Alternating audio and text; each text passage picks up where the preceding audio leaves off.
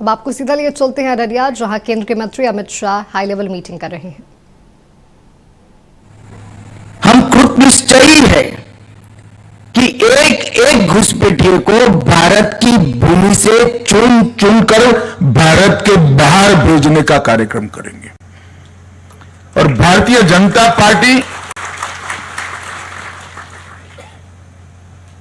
स्पष्ट कर देना चाहती है, मेरी सरकार भी स्पष्ट करना चाहती है कि वादा चुनावी वादा नहीं है।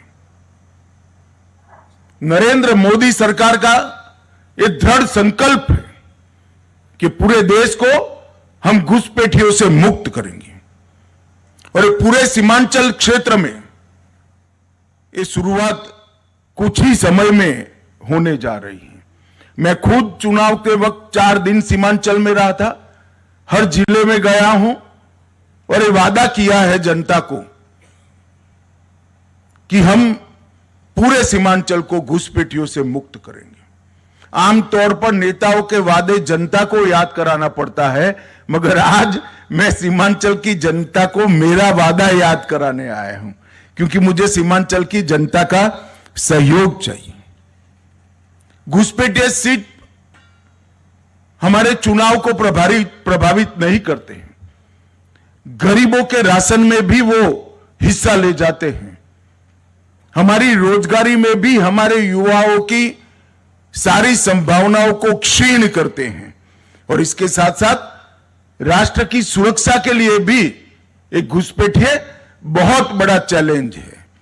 और अब समय आ गया है कि समूचे देश ने हर स्तर पर काम कर घुसपैठियों से देश को मुक्त कराने का एक अभियान हाथ में लेना पड़ेगा। यह 3 दिन में भारत सरकार के संबंधित सारे मंत्रालय, बिहार सरकार के गृह मंत्रालय, district magistrate, district development officer, SP और कई सारे संगठनों की 3 दिन में डिटेल मीटिंग कर हम एक कार्य योजना बना रहे हैं। और सीमा से 10 किलोमीटर के अंदर जितने भी अवैध अतिक्रमण हैं, वो सारे के सारे अतिक्रमण सबसे पहले ये अभियान के अंदर दूर कर दिए जाएंगे। और घुसपैठिए को चिन्हित कर भारत के बाहर भेजने का कार्यक्रम भी हम यहां से शुरू करेंगे। जनसांख्यिकी का बदलाव किसी भी देश के लिए स्वस्थ समाज का निर्माण नहीं करता है। जनसांख्यिकी की स्वाभाविक वृद्धि इसका स्वागत है, मगर अतिक्रमण से, घुसपैठ से जनसांख्यिकी का बदलाव किसी भी देश की संस्कृति, इतिहास और भूगोल तीनों के लिए बहुत खतरनाक होता है।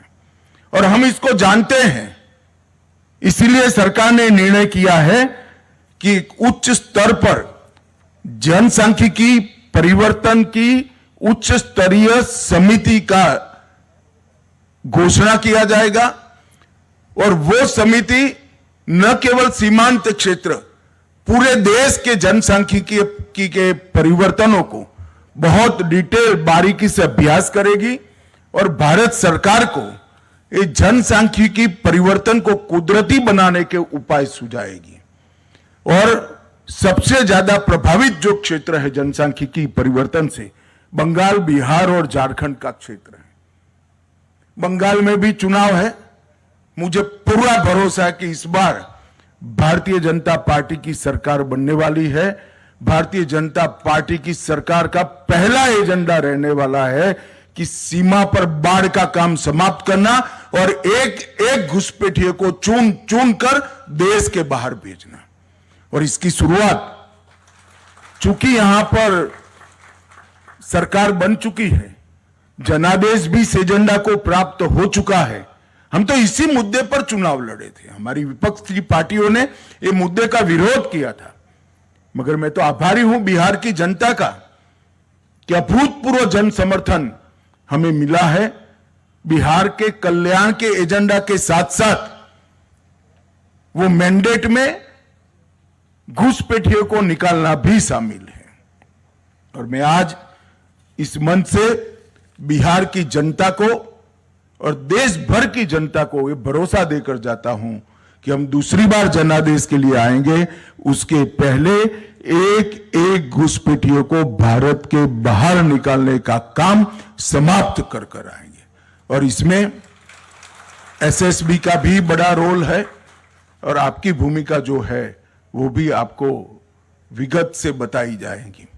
मैं फिर से एक बार आज के कार्यक्रम में उपस्थित सभी जवानों को अनंत अनंत शुभकामनाएं देना चाहता हूं, क्योंकि आपकी सुविधाओं में बहुत बड़ी बढ़ोतरी हो रही है और एक बार का काम नहीं है, ये निरंतर चलने वाला काम है। हमारा लक्ष्य है आपका सुविधापूर्ण जीवन। जब आप अपने युवानी के स्वर्णिम वर्ष सीमा पर बिता रहे हैं तो आपका